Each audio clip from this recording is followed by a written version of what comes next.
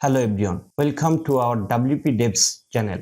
আজ থেকে আমরা ওয়ার্ডপ্রেসের নতুন একটি প্লেলিস্ট চালু করতে যাচ্ছি, যেখানে আমরা প্রতিটি video part by part upload করব এবং আমরা এই ওয়ার্ডপ্রেসের বাইপাস সার্জারির প্লেলিস্টে প্রতিটি কাজ দেখাবো কোনো রকম প্লাগইন ছাড়াই, শুধুমাত্র কোড ব্যবহার করে কিভাবে আপনি আপনার ওয়ার্ডপ্রেসের অ্যাডমিনকে অথবা আপনার ফ্রন্ট এন্ডকে সুন্দর করতে পারেন এবং কাস্টমাইজ করতে পারেন নিজের ইচ্ছা মতো। ওয়ার্ডপ্রেস বাইপাস সার্জারির আজকের ভিডিওতে আমরা দেখব ওয়ার্ডপ্রেসের অ্যাডমিন বার থেকে কিভাবে ওয়ার্ডপ্রেসের লোগোটি রিমুভ করে দেওয়া যায়, ফুটার থেকে কিভাবে ওয়ার্ডপ্রেসের ভার্সন নাম্বার ডিলিট করে দেওয়া যায় এবং ফুটার থেকে কিভাবে ওয়ার্ডপ্রেসের নিজস্ব থ্যাংক ইউ মেসেজটিকে ডিলিট করে দেওয়া যায় এবং সেখানে নিজের কাস্টম মেসেজ ব্যবহার করা যায়। আজকের এই তিনটি কাজ দেখব সম্পূর্ণ প্লাগইন ছাড়াই, শুধুমাত্র কয়েক লাইন কোড লিখেই। তো চলুন চলে যায় আমাদের কম্পিউটার স্ক্রিনে এবং দেখে আসি আমরা এই কাজগুলো কিভাবে সমাধান করব। তার আগে আপনাদের কাছে ছোট্ট একটি অনুরোধ, আপনি যদি আমার চ্যানেলে নতুন হয়ে থাকেন তাহলে অবশ্যই চ্যানেলটি সাবস্ক্রাইব করুন ও পাশে থাকা বেল আইকনটি বাজিয়ে দিন। আর আপনি যদি ইতিমধ্যে সাবস্ক্রাইব করে থাকেন তাহলে আপনাকে অসংখ্য ধন্যবাদ।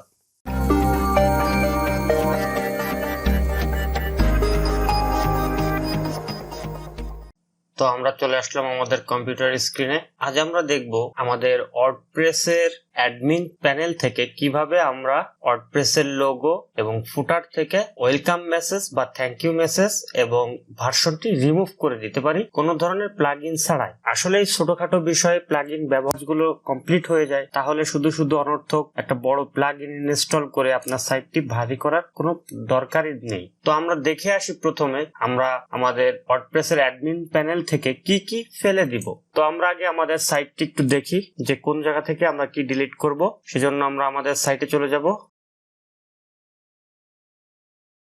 তো আমরা অ্যাডমিন প্যানেলে চলে আসলাম। আসার পর দেখুন আমাদের এখানে এই যে লোগোটি আছে ওয়ার্ডপ্রেসের, আমরা এই লোগোটি ডিলিট করে দিব এবং ফুটার থেকে এই গেট ভার্সন অপশনটি ডিলিট করে দিব এবং thank you for creating with WordPress এই অপশনটি ডিলিট করে দিব।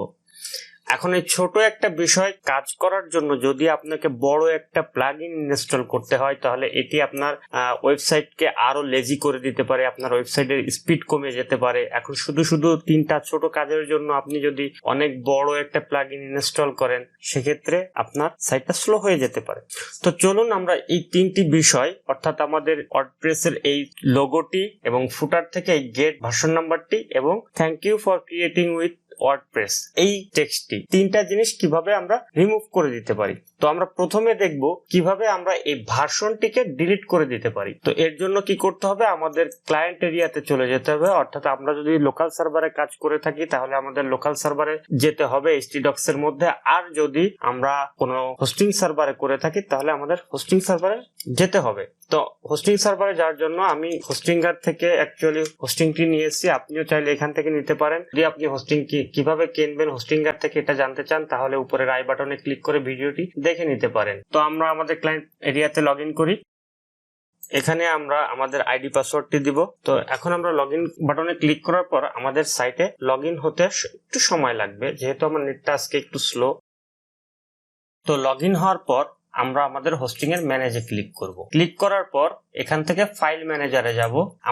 আমাদের মূল টার্গেট থাকবে আমরা আমাদের থিমের function.php ফাইল এডিট করে আমরা এই তিনটি কাজ সমাধান করব। তো ফাইল ম্যানেজার থেকে আমরা পাবলিক HTML এ ডাবল ক্লিক করে ওপেন করব। আমাদের মূল টার্গেট থাকবে আমরা function.php ফাইলকে এডিট করব এবং সেখান থেকে আমরা কিছু কোড লিখে আমরা আমাদের সমস্যাটির সমাধান করে ফেলবো। তো এজন্য আমরা পাবলিক HTML থেকে ওয়ার্ডপ্রেস এর যে ফাইল এন্ড ফোল্ডার আছে সেখানে চলে আসলাম। এখান থেকে আমরা WP কন্টেন্টে যাব, তারপর আমরা থিমস ফোল্ডারে ডাবল ক্লিক করে ওপেন করব।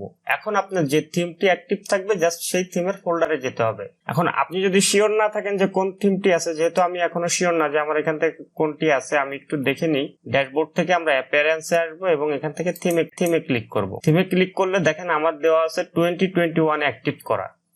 তো আমি চলে যাব 2021 এ ফোল্ডারে যাওয়ার পর এখান থেকে আমাদেরকে খুঁজে বের করতে হবে function.php ফাইল।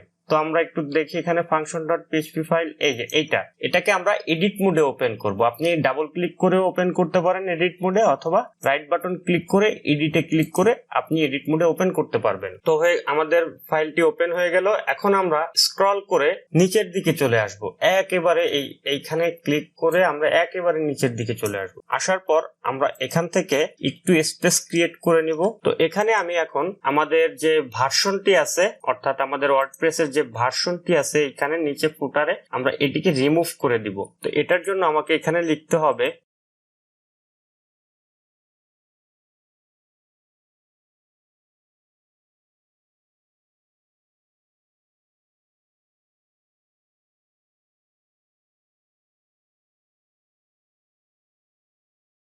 এখন আমরা যদি সেভ করি এই ফাইলটি দেখবো যে আমাদের ভার্সন কোডটি কিন্তু চলে গেছে এখান থেকে।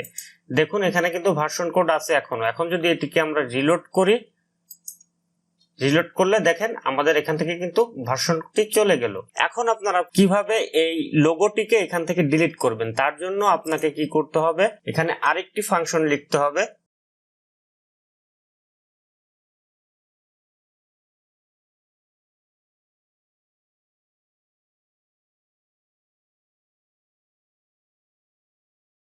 তো আমরা এখানে একটি ফাংশন ডিক্লেয়ার করেছি রিমুভ ডাব্লিউপি লোগো নামে, যার মধ্যে আমরা একটা প্যারামিটার ডাব্লিউপি অ্যাডমিন বার নিয়েছি। এখন এই অ্যাডমিন বারের মধ্যে ডাটা অ্যারে আকারে আছে যেখানে রিমুভ নোড ডাব্লিউপি লোগো। তো ডাব্লিউপি লোগোটাকে আমরা এই নোড থেকে ডিলিট করে দিচ্ছি, রিমুভ নোড ডাব্লিউপি লোগো। এখন আসুন দেখি আমরা ডাব্লিউপি লোগো এখানে কি নামে আছে। যদি আমরা একটু ইনস্পেক্ট করে দেখি, আমরা এখানে অ্যাডমিন বার যে এলআইটা আছে এখানে লিস্ট আকারে আছে, সেটার নাম আছে অ্যাডমিন বার ডাব্লিউপি লোগো। তো আমরা এই ফাংশনে অ্যাডমিন বার থেকে আমরা এই ডাব্লিউপি লোগোটাকে বাদ দিয়েছি, অর্থাৎ এই নোটটাকে ধরে ডিলিট করে দিয়েছি। ডিলিট করে দেওয়ার পর আমরা অ্যাড অ্যাকশন নামে যে হুকটি কল করেছি সেখানে বলে দিছি অ্যাডমিন বার মেনু থেকে রিমুভ ডাব্লিউপি লোগো যেটা আছে এটাকে তুমি রিমুভ করে দাও। তো এখন যদি আমরা এটাকে সেভ করি ডাটাটাকে, এখন যদি আমরা এখানে রিলোড করি দেখবেন আমাদের এই মেনু থেকে আমাদের এই লোগোটি চলে গেছে। হ্যাঁ দেখুন আমাদের কিন্তু এখান থেকে লোগোটি চলে গেছে। এখন আমাদের কাজ রয়েছে এই যে থ্যাংক ইউ মেসেজ আছে এটিকে সরিয়ে ফেলা। তো এর জন্য আমাদেরকে কি করতে হবে, আরো একটি ফাংশন ডিক্লেয়ার করতে হবে। তো সেজন্য আমরা চলে যাব আমাদের আবার function.php ফাইলে। এখানে গিয়ে আমরা আবার একটা ফাংশন অ্যাড করে দিব অ্যাডমিনের ফুটার থেকে এই মেসেজটি সরে যাওয়ার জন্য। তো আমরা এখানে একটা ফাংশন ডিক্লেয়ার করব।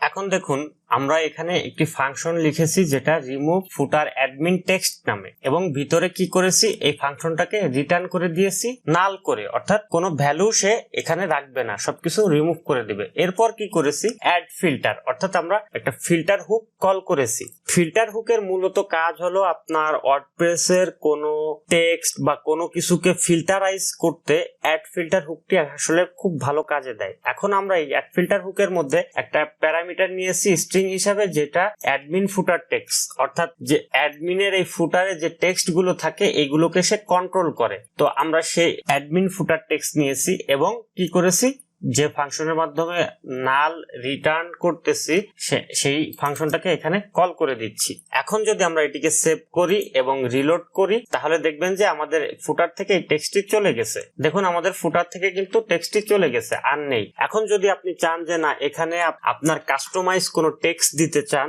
সেক্ষেত্রে আপনি কি করবেন, এই ফাংশনের যেখানে আমরা নাল রিটার্ন করেছি এখানে যে টেক্সট আপনি দিবেন সেই টেক্সটটুকুই ওইখানে শো করবে। যদি আমরা এখানে দিই ওয়েলকাম টু,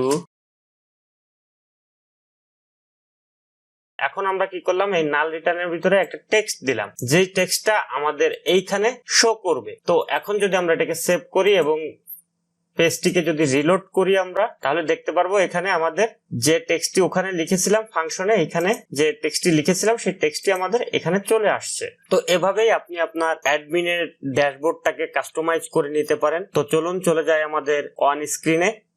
তো প্রিয় ডেভেলপারগণ, আশা করি এই ভিডিওর মাধ্যমে আপনি জানতে পেরেছেন কিভাবে ওয়ার্ডপ্রেসের অ্যাডমিন প্যানেল থেকে ওয়ার্ডপ্রেসের লোগো, ওয়ার্ডপ্রেসের ভার্সন নাম্বার এবং ওয়ার্ডপ্রেসের built in thank you message delete করে দিতে পারেন এবং নিজের কাস্টম মেসেজগুলো সেখানে অ্যাপ্লাই করতে পারেন কোনো ধরনের প্লাগইন ব্যবহার করা ছাড়াই, শুধুমাত্র পিএইচপি কোড ব্যবহার করে।